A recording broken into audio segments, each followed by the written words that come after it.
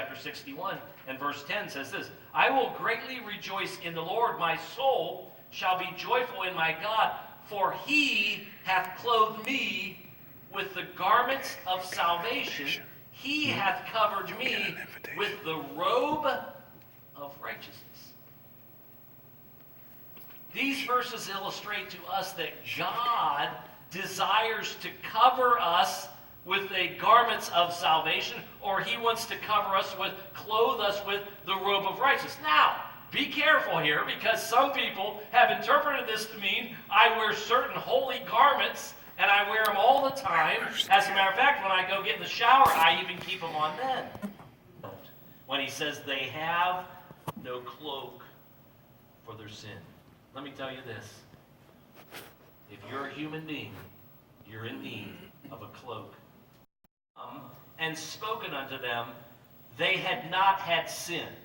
Now, if you read that, you say, now what would Jesus mean? It says, if I had not come and spoken unto them, they had not had sin. What does that mean? Let me give you this illustration. We've got a nursery going on down there. Sure are thankful for the nursery workers that are down there right now. Take care of the little ones, right? If they weren't there and you dropped off your 1-year-old down there, and 2 or 3 other people dropped off their 1-year-old down there, they had not had sin.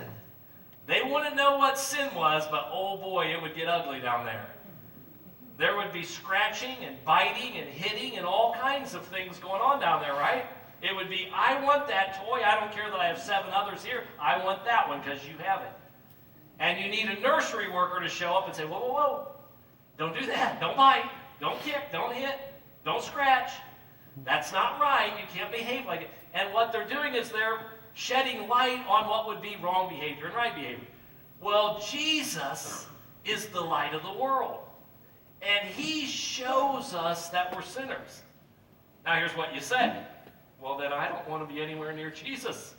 I don't want to see that I'm a sinner. Well, here's the problem with that.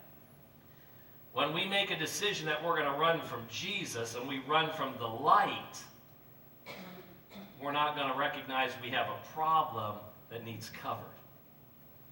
Jesus said it this way. He says, for God so loved the world that he gave his only begotten Son, that whosoever believeth in him should not perish but have everlasting life.